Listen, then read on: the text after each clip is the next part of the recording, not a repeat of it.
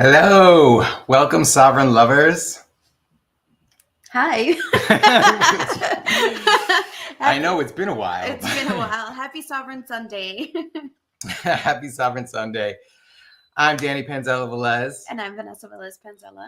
And that whining that you may hear in the background is Cookie, our Labrador, who wants to be a part of the show. It's been a while. And so thank you for joining us once again. It has been 2 years and about 4 months since our last live stream, our last Sovereign Lovestream podcast. But we have decided that we actually just kind of decided on the spur of the moment this morning to, hey, we've been talking about for months, or actually we've been talking about for 2 years, getting the podcast going again. So maybe we should do it. This is your sign to just do things, because for the past 2 years, we have been stuck in, what is it called? Analysis paralysis? Analysis paralysis. Should we build a new set? Should we have a lineup of guests? Should we have also in all of these ideas that we have that we feel we need to make sure that we have all of these things in place before we actually do the thing, we have not done the thing. That's right. And I will fully admit that this was my fault, because I have been I see all these beautiful podcasts with all these beautiful sets online, and I have wanted to build a set. And we're like, where can we do it? Can we fit it in our dining room? Like, I want to build this background. And here it is 2 years later, and we still have not done it. And well, we just decided to take action anyway. Hopefully it's more about the content than it is about the setting around us. With that said, I have not given up on my wish to build a new set. So you may see that pretty soon in the reboot. It will happen. It will happen. But I think we can get the momentum going by, I feel like that creates even more motivation, right? If you're just like, all right, well, when I get this set done, then I'll do the podcast. But now the podcast is here. And if every week we're doing the podcast and you're unhappy with the set, now you have more of a motivation to get it done. So that is your first lesson of the day, Sovereign Lovers. Yeah. So it's been a wild 2 years. And, many of you probably follow us on social media already. So maybe you're already aware of what's been going on. But it has been a wild few years. I'll talk about kind of what I feel like the theme of my last 2 years has been, and then you can share yours. Yes. So what personally I have been working on in my life is, if anyone is familiar with the parable of the warrior in the garden, or really, it's not really a parable. It's a proverb. It's an ancient Chinese proverb, I believe, that says it is better to be a warrior in a garden than a gardener in a war. And in my journey through my psychedelic lessons and then through studying Tantra, I have come to really believe that balancing masculine and feminine energy, and that's in the Tantric Taoist yin and yang sense, not in the gendered sense of masculine and feminine, is balancing masculine and feminine energy. And I think over the last 2 years, I have learned a lot of lessons about what that means, about what masculine energy is, what feminine energy is, and what it means to be in balance. Now, I am not claiming that I have mastered these skills. Absolutely not. But I feel like I have come a long way in understanding what the energies are and learning techniques to balance them. And so for me, the proverb about being a warrior in a garden is about being capable of being that warrior, right? But that's not the totality of who you are. Also, you need to be a nurturer, or I would like to be a nurturer, right? I want to nurture myself first and foremost, my wife, my son, my extended family, and then the community and the world at large, right? But I also need to be the warrior who is capable of defending myself to the death if necessary, my family and community, etc. Jordan Peterson has said, and I know I don't have, Jordan Peterson has a bunch of problematic views. I don't agree with everything, but he said something that really impacted me once. He said that a man that is not capable of violence, a weak man, is not a good man. He's simply just not capable of violence. A good man, a moral man, is someone who is capable of violence, but chooses not to be violent. And I think I would also make the distinction that in my personal philosophy, there's a difference between force and violence. And the way I would define those is force is anytime you need to use physical force, right? That could be in self-defense, which I would not define as violence. And whatever that self-defense looks like. I mean, I could defend myself and have to use lethal force, but I don't believe that that is violence. I think that violence is when the intention is to cause harm. The intention is, it's malicious intent is what defines violence for me. So I want to be a man that is capable of using force, lethal force if necessary, but also having that feminine intuition and compassion to be able to only use it in the least, use the least amount of force necessary to defend myself, my family, community, etc. Right? Actually, I have also, for the last 2 years, have been intending to study Aikido. Aikido is a mixed martial art that essentially the philosophy is very much what I just explained. The idea is to use the least amount of force, the most efficient amount of energy to neutralize your threat. So it's a lot of redirecting energy of someone, the person attacking you. You use their own energy against them, their own momentum against them. So I'm going to set the intention that within the next month or two, I am going to get involved in a Aikido school. I've been saying it for a long time and I've not been taking action, but since we're taking action today, I'm going to make that commitment so you and you all can hold me accountable. So what have you been working on these last couple of years? Oh my goodness. What have I been working on? For me, I feel like I have been in a deep process of a deep internal process. Oh my God. Yeah. I mean, I feel like it's been 2 years since I started really working with the Jaguar energy, like really on a deep, deep level. So I think by the time we stopped doing the podcast 2 years ago, I was already studying Aztec astrology and learning a lot about the Aztec cosmovision and philosophies. And so when doing my own birth chart, I realized that both we all carry different influences of our waking energy, our tonal, our conscious energy, and our nawal, which is our subconscious energy. Both of my tonal and nawal are the Jaguar energy. So I have a lot of Jaguar in my chart. And one of the things that one of my teachers, Ugo Nawi, said was, when the Jaguar is your nawal, it will appear to you at one point, and your job is to allow it to devour you. And so when he said that, I was like, oh yeah, I'm totally down for that. I love shadow work. I know the Jaguar represents the underworld. It is associated with the deep inner caves.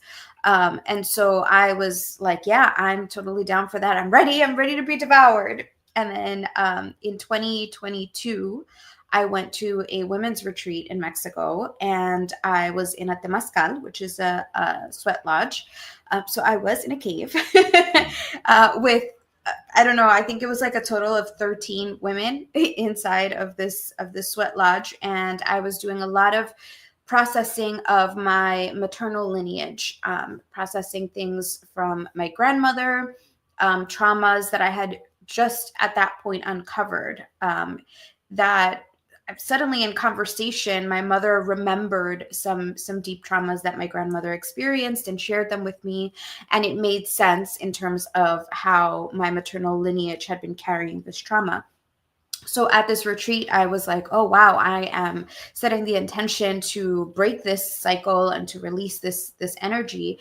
And in the sweat lodge, that's what I was doing. That was my intention. I was actively like letting these things go, when suddenly I felt the presence of a jaguar coming right to my face in the darkness. And I panicked and I closed my eyes and I shifted my face in to the side. And I was so disappointed in myself. I felt, yeah, I mean, I was just disappointed because I thought that I was ready. I felt like I assumed I was ready. And it was very disappointing to realize that in that moment, I was really scared and not quite willing to surrender to the jaguar. So, but I decided also to honor the fact that the jaguar was coming to me. I was being called to work on a deeper level with these underworld energies, with these shadow work parts of myself. And so that has been kind of this long journey for me. And so last year we decided to have a psychedelic ceremony. Danny was working with the energies of Dionysus, and you can also check on TikTok and on our Instagram page. He shared the story of how he decided to summon Dionysus. And maybe we'll do an episode on that in the near future. Yeah. Honestly, that ceremony itself deserves its own dedicated episode.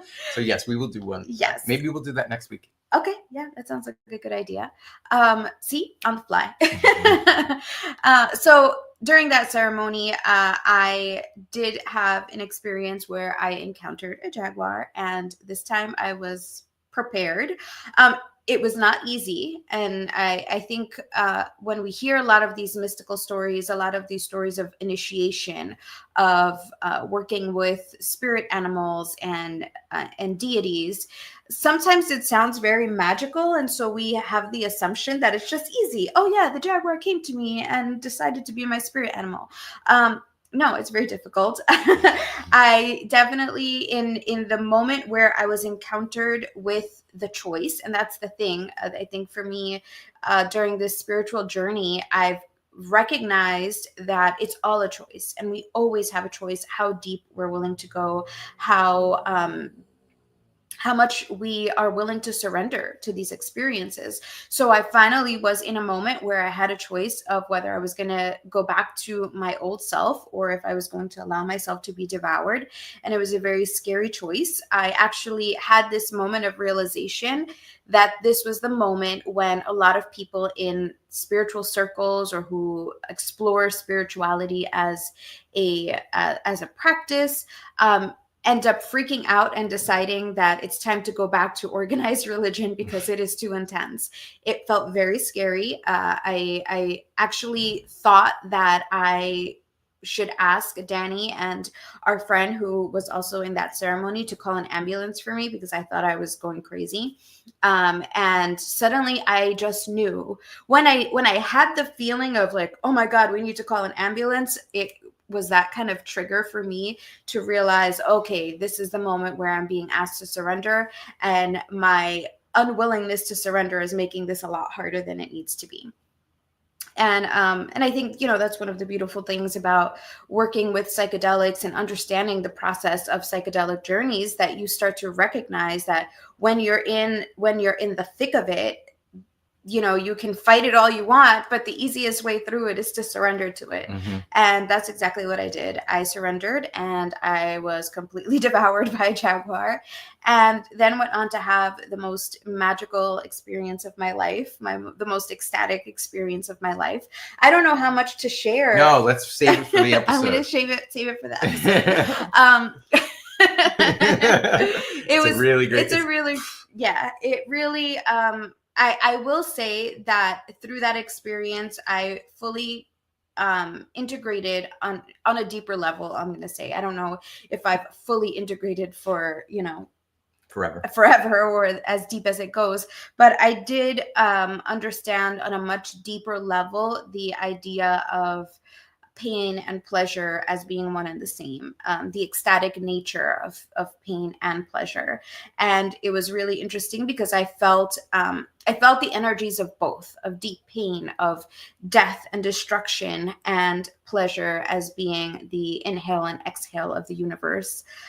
But I'll go deeper into that next week. Yeah, I think that has been a really deep theme of the last couple of years for us, is the contrast, holding the polarity of that we contain, everyone contains light and dark within us. And I think sometimes in spiritual communities and in some traditions, they want to focus only on the light.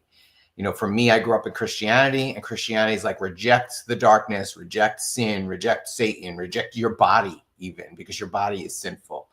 And what I have been coming to learn is that when you reject those things, you abandon them, you're just ignoring them.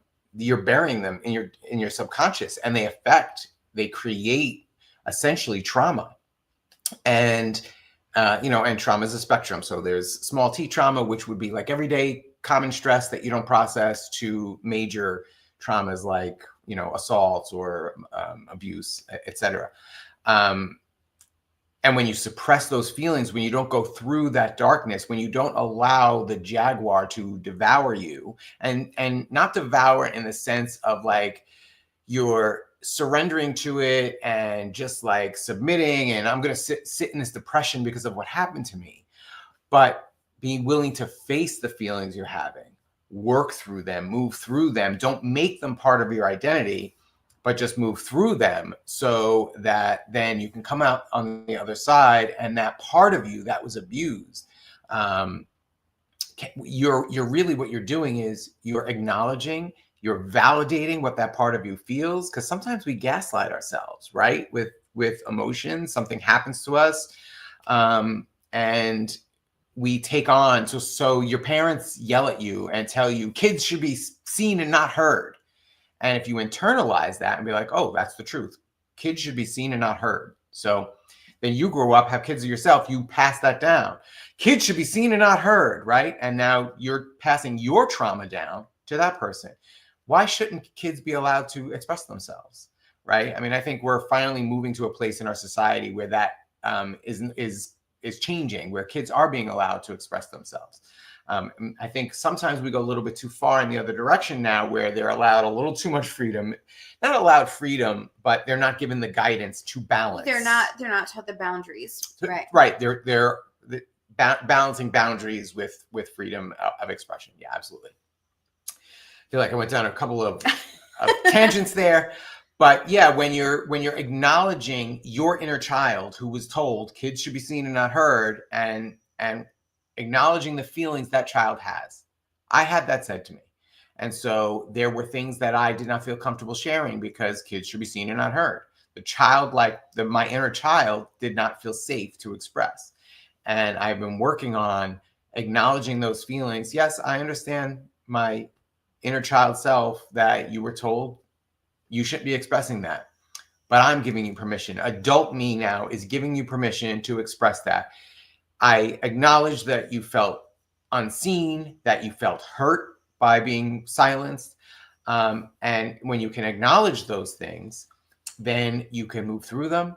Your inner child feels seen and heard. And now you are no longer going to be a victim or a slave to the defense mechanisms that your inner child created to protect itself from that hurt, from that abuse, and from that harm. And now you can live in a healthier, more embodied way.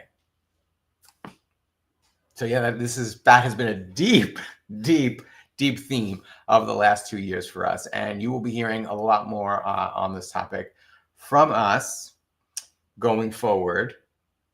I think I would like to talk, first of all, I want to announce that we are now trauma-informed psychedelic integration and relationship guides. We have gone through trauma-informed training.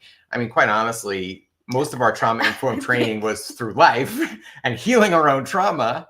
But now we're also certified by the man in being trauma informed. And really all that means is that we took a class that kind of gave us some language that we maybe didn't have before, even though we really did learn the concepts. Honestly, through our psychedelic use, I can say the mushrooms taught us a lot of these lessons. And just the process of healing our trauma. But it was good to be able to have it kind of put in an organized framework through the training that we went through, and be given some more language to describe these concepts and to help teach them. Yep. Yeah. So let's talk a little bit about some of the offerings that we are now doing that maybe we weren't back then. We are now offering psychedelic integration coaching, which includes preparation for and integration work after, meaning making after a psychedelic journey. Somebody's getting their Amazon delivery. We are now offering those coaching services. We are offering couples work, which I believe we were still before we stopped the podcast, but we are offering couples coaching. We are essentially, I want to say we're not gurus. We have said this before. We are just teaching the tools that have worked for us, that took us from toxic to tantric. And, it's just dawning on me, maybe there's people watching who never saw our podcast before and don't know our story. So maybe we should give our elevator pitch story again. You want to go for it? Of course. Okay, let's see. I actually just had to share this recently. I can't remember where, but basically the elevator pitch is that Danny and I met many years ago. And we did everything that you probably shouldn't do in a relationship first and foremost. We brought in all of our unhealed childhood wounds, all of our unhealed past relationship wounds, our insecurities, our limiting beliefs and stories into this relationship. Also, alcoholism. We were both functional alcoholics, and I was, unbeknownst to me, I did not realize I was a sex addict, but I also had a sex addiction. Correct. So we got into our relationship, and it was very exciting and passionate. And I think, honestly, there's, when we think about it now, the idea of toxicity, recognizing toxicity, we felt right at home with each other with all of our toxic patterns.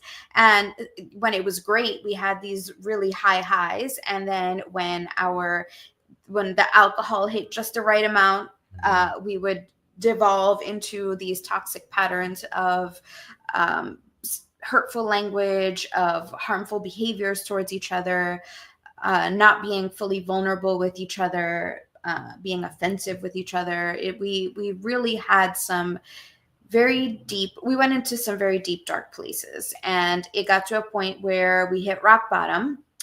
We would go out to hang out with friends and family, and without a doubt, almost every single time we would end up drunk, fighting, screaming at each other, and having to leave in just the worst conditions you could imagine.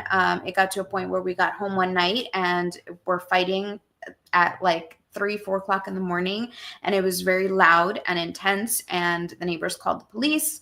Danny had to spend a night in jail, and that was the moment where luckily our families were both like, you guys are going to ruin each other's lives if you continue down this path. And we wanted but they were very supportive. They helped support us through it. Yeah. And it was very difficult to get to that point. Like, that was like, okay, we cannot ever allow this to happen again. This is incredibly insane and intense. And this is not the life that we want. We loved each other. We tried to break up multiple times, and we just couldn't seem to stay away from each other because that love was still present.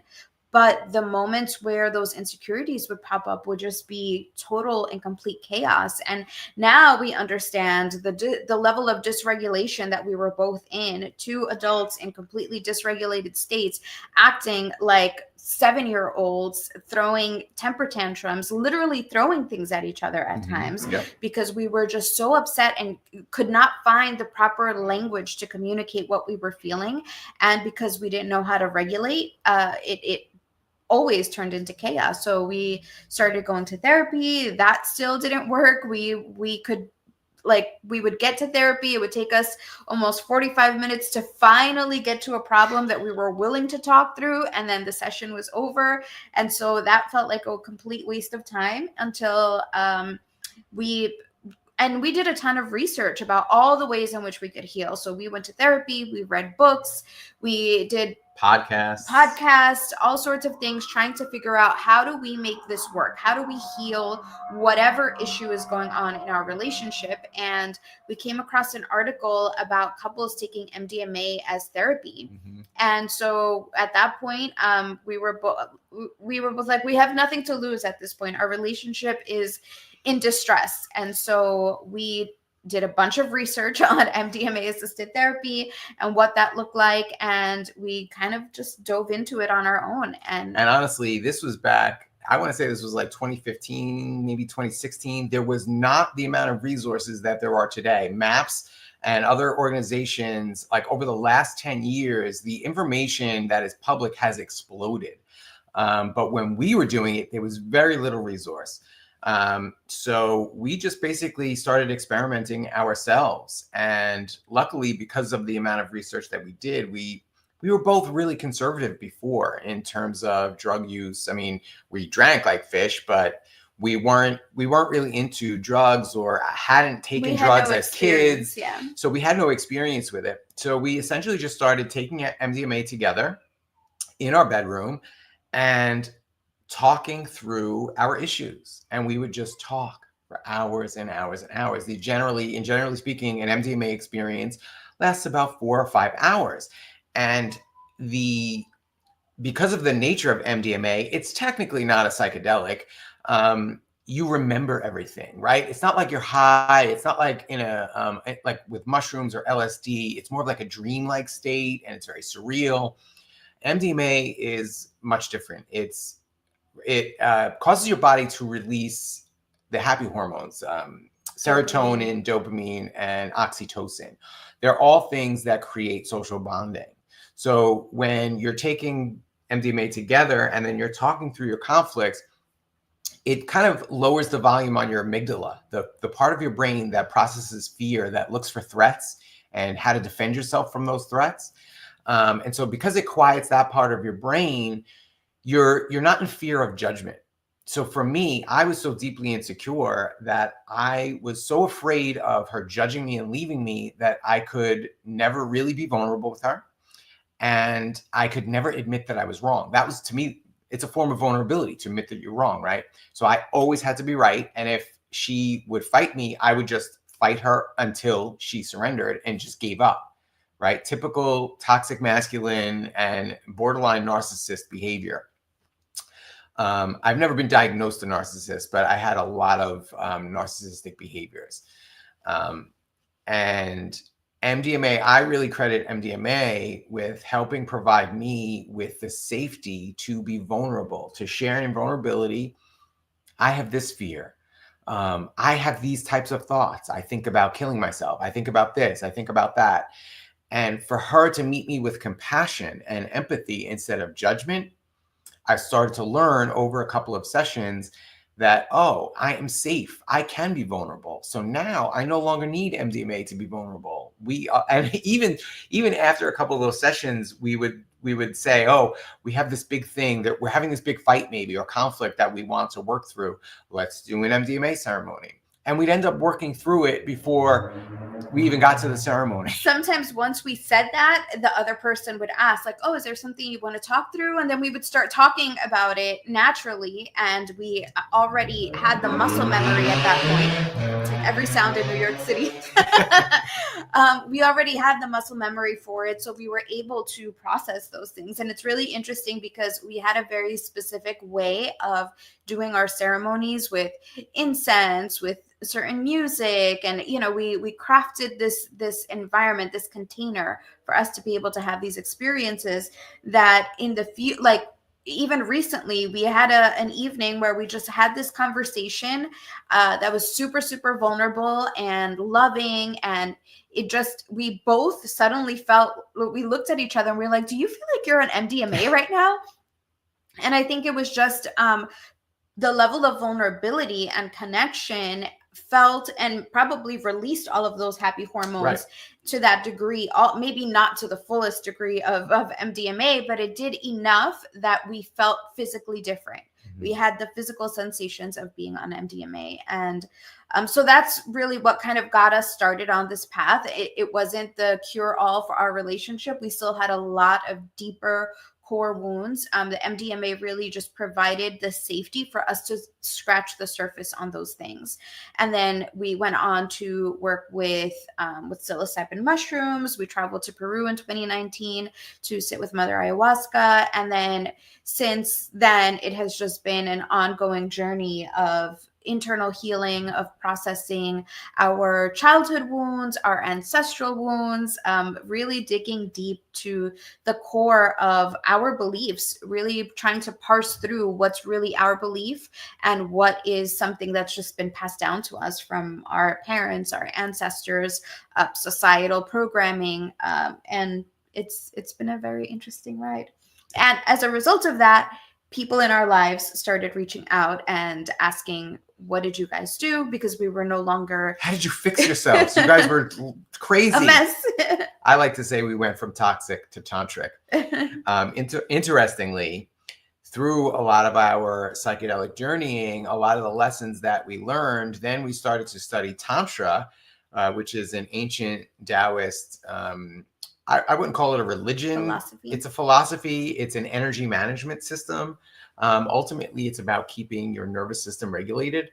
And when we started to study Tantra, it's like, oh my goodness, this is what the mushrooms and ayahuasca have been teaching us.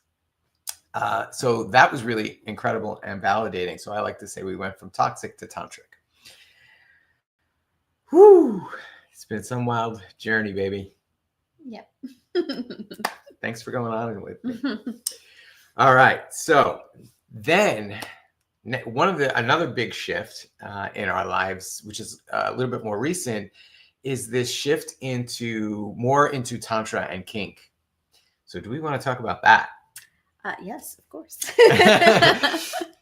Well, how do we want to go about it? Because I feel like for me, this goes to show that we did not do a lot of planning for this episode. No, we didn't do it. We have a little bit of a lineup here. For me, what I find really amazing about kink, BDSM and kink, is the somatic therapeutic benefits of it. And this is really what we've been delving into. And it has been really surprising and really incredibly healing. And I know that there is a lot of judgment around this. And so, honestly, in vulnerability, there was a little bit of like, should we talk about this? Should we bring this to the community? Because there is a lot of judgment and we may lose people and people may judge us for it. But here it is. We're just throwing it out there.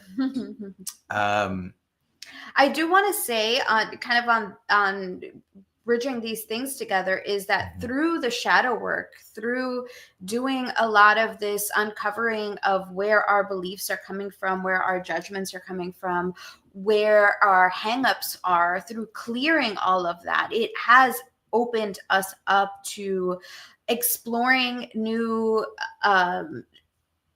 philosophies and ways of relating. So I think, kind of similar to psychedelics where, like we said, Danny and I had never, it's interesting because we'll meet people and they're like, oh yeah, I took a ton of psychedelics in my 20s or in my teens. And neither one of us had that experience before. It's interesting now to be open to new things with a different lens, right? Not a lens of escapism where we're not going to psychedelics to escape, but rather to go deeper. And it's the same thing, I think, with kink, learning about the somatics of it. It's to us, I feel it's a different modality of healing, a different potential modality for healing, because like all things, it can be used either way. Absolutely. It can absolutely be used as an escape. And, honestly, again, in full vulnerability, I used to be a fairly conservative and pretty judgmental person, especially around kink. BDSM. I thought I thought it was mental illness, and people that are into that are really messed up. And they have emotional problems. They've been abused. And I think, you know what, now I understand that most of us have been abused. Most of us have emotional problems. And yes, there are people in kink and psychedelics and like anything, and alcohol, who use it to escape. They're using it to escape and numb and distract from their trauma and their pain. But I have to tell you that, like the psychedelic community, which I think has a lot more, and I don't mean this in any kind of judgmental way about the status quo or society in general. I think society in general is not being taught the tools to work through their traumas. I mean, that's changing. I'm watching it change before my eyes. But historically hasn't been given these tools, taught these tools on how to manage their stress, how to keep their nervous system regulated, how to process through, witness, and validate their own emotions, never mind other people's emotions. And so the people in the psychedelic community tend to have a higher emotional intelligence than the status quo. Well, people in the kink community, I was shocked and delighted actually to find out, and there are actually studies that show this. People in the kink community also tend to have better conflict resolution skills, higher emotional intelligence. And I think that it is because the inherent risk in both kink and psychedelics, I don't want to say forces you, but if you're going to do it in a healthy way, if you're going to stay safe while doing it, you have to be very conscious about it. And so you develop these skills along the way just to exist within the paradigm of kink or psychedelics. And even psychedelics not meant for healing. I think it fosters that. And aside from the fact that the psychedelics are also teaching you, even if you're not fully paying attention because you're using it just for recreational, you are still getting those lessons, even if you're not fully integrating it as well as maybe somebody who does it intentionally. So as someone who has been very judgmental about kink, I was really very surprised, and it made me feel a lot more comfortable to dip my toe into those waters, because I did see how emotionally intelligent people in the kink community are. It's really a very conscious community, and I'm very proud now to say, there was that little bit of insecurity about, should we bring this up? But you know what? I am proud to say that I am part of the kink community, because it is a beautiful, very community oriented, and it's all about consent. Like, consent is the culture. Honestly, the psychedelic community has stuff it can learn from the kink community, because the kink community understands consent in a way that I have never seen in any other kind of community that I've been in. And I've been in the libertarian community, which libertarianism at its core is consent ideology. But in general, libertarians do not understand consent as well as people in the kink community do. Well, I think it absolutely, it's when your physical body depends on it. Yeah. I think there's literally more skin in the game in that type of situation. So you do inherently need to be more aware of consent, and it has to be practiced in order for you to fully immerse yourself in that type of experience. Yeah. Would you want to talk about your experience with kink in terms of numbness and coming back into grounding into your body? Yes. Again, it being more about skin in the game. I think for me, that sounds like a great title for a kink podcast. Skin in the game. Yeah, for me, I think it has definitely taught me how to be more in my body through years of trauma and trauma on the spectrum of little t to big T. There have been moments in my life where I did not feel safe. And so in order to survive those unsafe moments and experiences, it's like my consciousness had to escape my physical body. And by doing that, I was numbing myself. I was I was not fully in my body. I wasn't present in my body. And so through the world of kink, I've learned to start feeling my body again, feeling the sensations in my body. And that has been a very interesting journey. And like I shared earlier, through the process, I think shadow work and kink go hand in hand also, because through the somatics of kink, you start to awaken parts of yourself, and we store, right? The issues are in the tissues. We store trauma in the body. We've talked about the body keeps the score here many times. So it is a somatic practice. Whether people are going into it with the intention of having a somatic healing experience or not, it does happen. We are releasing things in the body.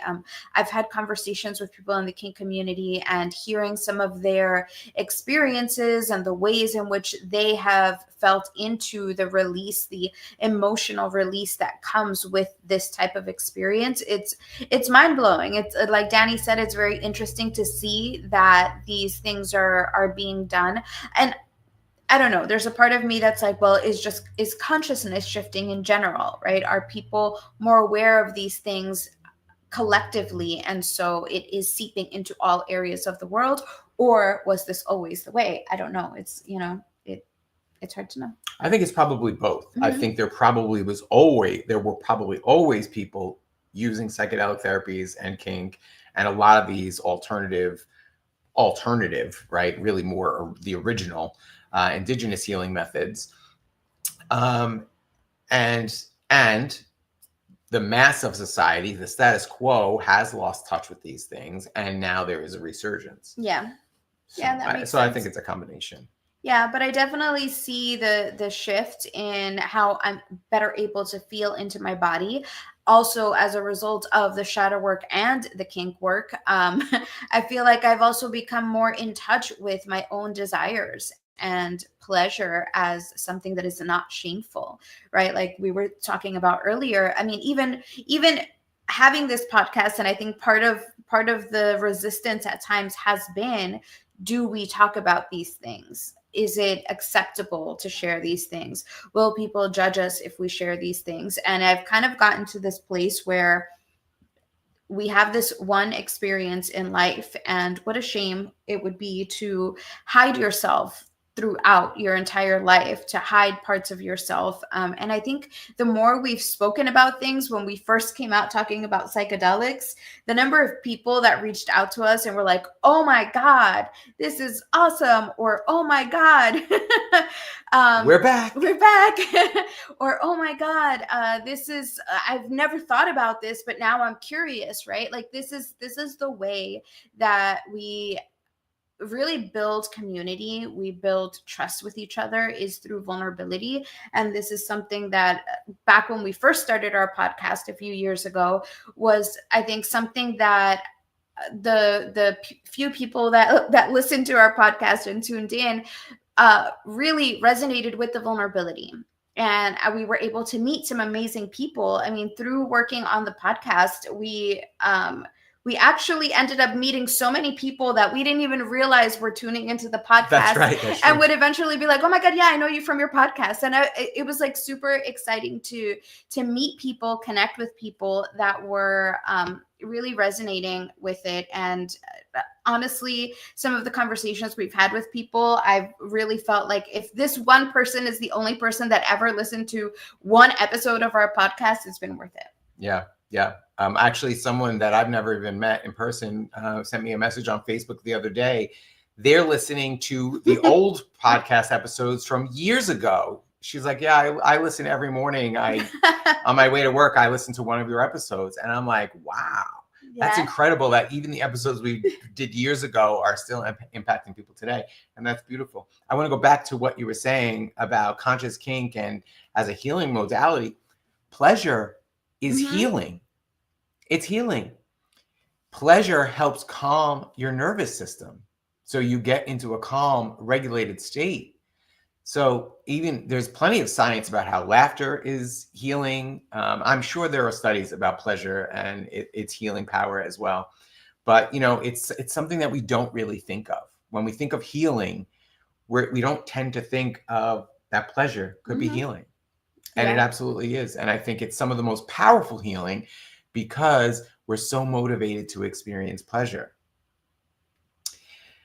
I think I'll share one of my kink experiences that was really a powerful healing experience. So, as I mentioned earlier in the podcast, one of the things that lessons I've been really leaning into over the last 2 years is this concept of the warrior in the garden. And so in my process of learning how to balance masculine and feminine energy, I found myself having trouble submitting, right? Surrendering, allowing my feminine to express my emotions. I a lot of times will intellectualize, shut down emotions that I don't think are valid, or don't make sense, or telling myself you don't need to feel that way. And so I decided, I was at a kink workshop and I decided I wanted to be tied up. I felt like maybe the physical process of being tied up and constricted, that this would be a lesson in surrender. And so an amazing Dom who tied me up, his name is Dominus Eros, and he has such a really safe and very, very caring. And embodied. He's really embodied. And so I felt like I trust him. So I asked him to tie me up in fetal position. Now, I'm not even sure why I thought fetal position. I guess I just felt like this is the ultimate surrender, right? The ultimate in like vulnerability is a baby in the womb. And so he did. He tied me up and I was constricted. I'm laying on the floor and now he's just kind of like hugging me and like kind of squeezing me gently, but like almost compressing me. And I had a memory of being in the womb, which that in and of itself was psychedelic. It was because it wasn't just like it feels like I'm in the womb, like it's dark, I'm constricted. No, it was like a memory, but it was immersive. For a moment, it felt like I was actually back in the womb. That's how visceral and psychedelic that the memory was. I like re-experienced it. So that alone was an incredible experience. But then what happened was he was kind of like massaging my back. Now, it's for those who don't know, kink is not always sexual. There's not always a sexual component to kink. There usually is a pleasure component, which can be sexual or not. In this case, and I still carried some of those same thoughts that if you're into kink, it's sexual. And so he starts to massage me, and I start to feel uncomfortable with it, like a little bit of maybe internalized homophobic feelings of like, I'm being touched by a man and it's sensual. And he goes over this one part of my lower back and I like flinched. I like jumped, like just like that. And right away, we have safe words. There's green, which is great, go. Yellow is slow down, or we need to check in because I'm not really comfortable with what's happening. And red means stop immediately. Everything stops. So in my mind, I said, whoa, say yellow. That it's getting too intense. It's getting too much. And I said to myself, no, let's continue. Let's surrender, because that was what this whole thing is about, is learning to surrender. So I took a deep breath and exhaled. And then my ego was like, well, oh, no, I'm sorry. My ego originally said red, say red, stop. What's he doing? This is too much. And then I was like, no, we got to surrender. And then, well, at least say yellow so he calms down. Like literally that's how the voice had that attitude. Like, well, at least say yellow so he calms down. This is a little too much. I said, no, we're just going to surrender. So then I started to focus on my breath, the same way you would doing yoga or meditation when an intrusive thought comes in. Recenter on the breath. I was literally just like they say in yoga, feel the air going into your nose, feel it going out of your mouth, like just focus on that. So that's exactly what I did.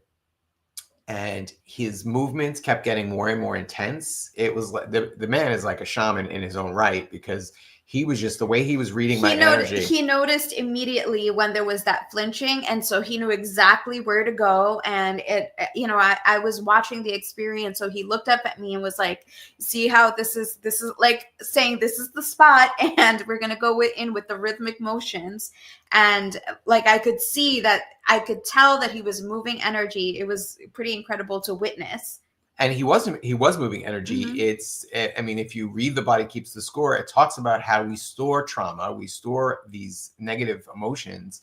We store all emotions, but especially negative ones in our tissue. So I don't know why that. I don't know. I didn't have any conscious memories, or nothing came up in terms of what it was that he hit, what he found. My assumption is that it had to do with some sort of internalized homophobia, because I felt so uncomfortable with the male touch. And I'm breathing through it. His movements are getting more and more intense. And all of a sudden, I have like just this full body, energetic orgasm. It was not an orgasm the way the way I usually experience an orgasm. Usually it's very genital focused, right? And accompanied by ejaculation. It wasn't like that. So maybe you might, I mean, I think technically it would be defined as an orgasm, but it's not the type of orgasm you would think of. My whole body started to tingle. It felt more like runner's high. My whole body started to tingle. I just felt incredible. There was this release, and it just felt like peace and joy. And I started laughing. I think I cried a little bit. I was laughing. And so he like kind of waited for it to subside. It was a few minutes. And then he starts to slowly untie me. And then he hugged me. And I was just feeling so grateful and in such peace. And I just looked at him. It's funny because in the beginning, when he introduced himself, he said, "Okay, my name is Dominus. You can either call me Dominus or you can call me Daddy." And I was like, I was very honest. I was like, I don't feel comfortable calling you Daddy. And then after the fact, and it was not like in any kind of sexual way at all, but I was just like, "Thank you, Daddy. I really appreciate you." Like, I feel amazing. It was such a healing experience that I was like, oh my God, it just really showed me what healing power there is in kink.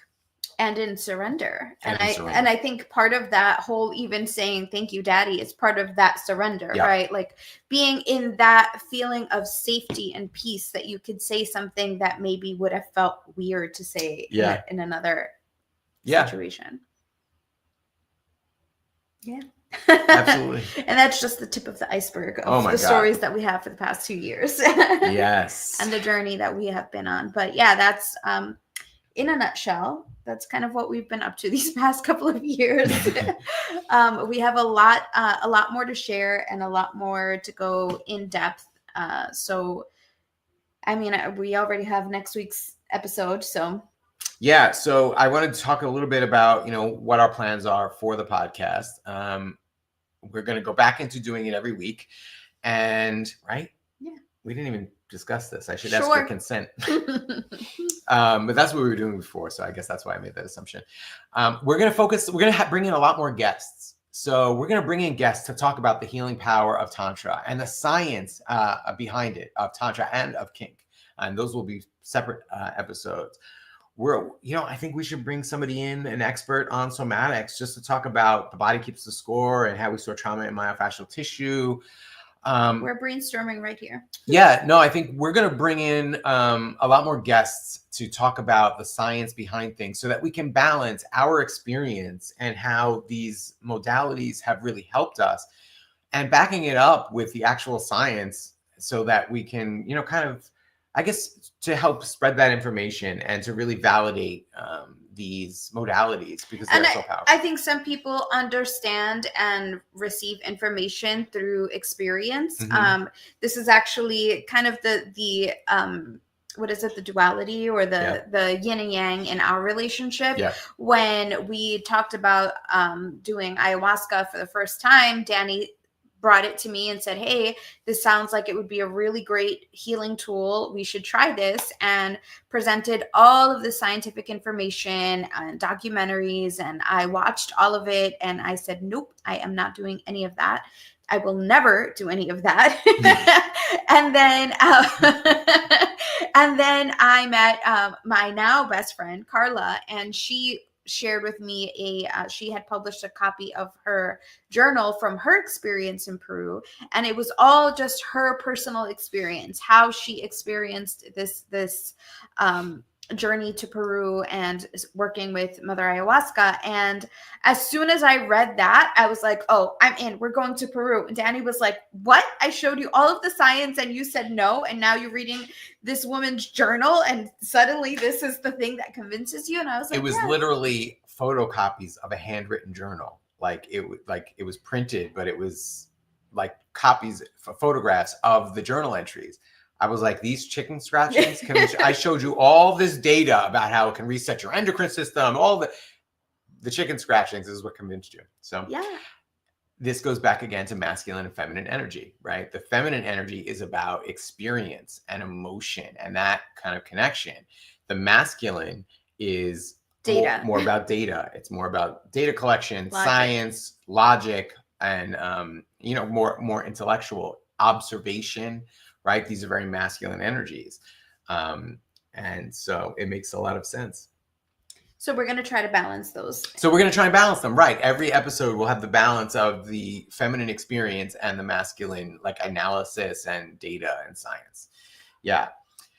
I also want to talk about, we are now hosting tantric, tantric kink events. We're calling them temple nights, tantric temple nights. And we do these bi-monthly. We have done 3 so far. They have been really beautiful. And essentially what we are doing with these events is bringing together many parts of our lives that were kind of separate, but all really impactful. So we're bringing together psychedelics, shadow work, tantra, kink, other somatic therapies like sound healing, breath work, ecstatic dance. And we're creating these events. We bring in facilitators from, from all over the country. We've been bringing in facilitators to teach what we call play shops. And so what we do is we kind of program an evening. There's a theme for the evening. This last one that we just did was into the underworld, because as we enter the fall and into winter in the kind of old religions and the old indigenous religions or spiritualities, traditions, when we enter the fall, it's going into the underworld, right? It's the time of death. The internal journey. The trees start to die, nature starts to die, goes into hibernation for the winter. So it's like going into the underworld, going into underground, hibernating. For humans, it's a good time for us to go inward and do shadow work, reduce our energy, right? We're not out in the sun as much. We're not getting as much of the energy from the sun to be doing as much physical labor and being out in the world. And I know this is not how our modern society runs, consumer-driven capitalism, but one of the things that over the last many years we've been trying to do is to kind of come more into balance with nature. So that's another theme. So we did different play shops based on going into the underworld. And so in the chakra system, the underworld is represented by your solar plexus, your sacral, and your root chakras. So we did kind of yoga and kundalini exercises that would activate those lower chakras. We did meditations to have people think about what's holding them back from experiencing all of their desires, all of their dreams, pleasure. Is it insecurity? For me, it's unworthiness. It's feeling unworthy of pleasure, and in the insecurities that kind of develop out of that unworthiness. And so what we did was ask people to think about what those energies were that are holding them back. And by using our consciousness to think about those things, think about those energies, call them to the surface, then do exercises activating our Kundalini energy, our life force, tantric energy, and then working through it with the play shops. That we did shadow dancing, we did the Kundalini exercise. You're moving the energy out and releasing it.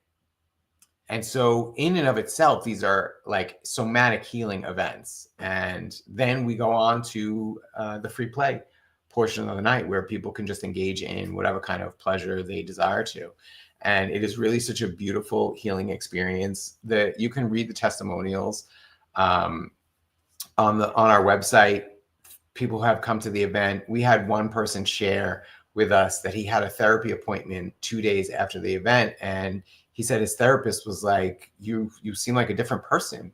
What happened this weekend?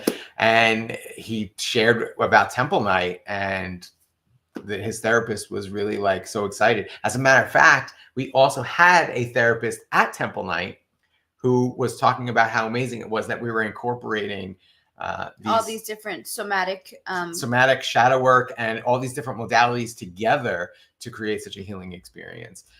So you can find out about that on our website or our link in bio. The link will be underneath in the show notes. You can check out more information about that. The other event that we're doing right now is we have one coming up on November 30th in Herald Square in New York City. It is Reignite Intimacy. This is a couples workshop where we are teaching a lot of the stuff that we mentioned today: nervous system regulation, communication, and conflict resolution skills, how to incorporate tantric principles. You don't have to study tantra, but we can teach you some of the core tantric principles that will help you to mediate conflict, to communicate better, and create more intimacy in your relationships.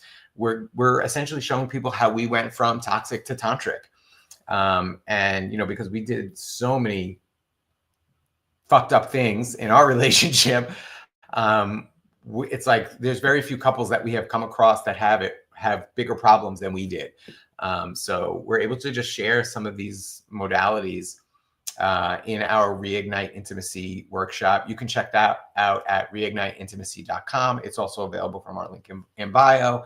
Again, that'll be November 30th. Our next Tantric Temple Night is December 28th. So tickets are not actually available for that yet, but tickets are available for Reignite. And if you're interested in the Temple Nights, you can go to that part of our website and sign up for the emails, and you'll get an announcement when the tickets are available. Is there anything else we want to talk about? I don't think so. All right. The last thing I would say is drop in the comments. We will be reading and checking the comments. So drop in the comments any challenges that you might be facing, anything that you would like us to talk about. Any questions? Any questions? Yeah. Whether it's about psychedelics, tantra, kink, shadow work, anything you got, throw it at us and we can address them in the comments, but also do podcast episodes. Yeah. Or we could find guests that can help us discuss it. Yeah, absolutely. We have we have been psychedelic educators on the Flourish Academy on Clubhouse for the last 2+ years. So we have met and interviewed so many amazing experts in so many different areas of what we've discussed today. That's why we really want to bring those people in to just really help spread that education. It's been really a beautiful journey, and we just want to start sharing it again. Yay. All right. Well, thank you very much for joining us. We are going to close out our episode there. Is there anything else you want to say before we go? Nope, that's all. Thank you so much for watching. And we're very excited to be back and sharing some more stories and experiences and to hear from you. We're very excited to hear what everybody is up to, what you're learning, what you're processing. And, this is how we do the work in community. Yes. All right. Have a great Sovereign Sunday. And also, I want to say, if there's any graphic designers, video people out there, we want to develop a new intro for the show. I kind of threw one together in Canva. But if this is something that you're into and you think you can help, reach out, because we would love to get some help with that as well. Bye. All right. Have a great Sovereign Sunday. Take care. Love you.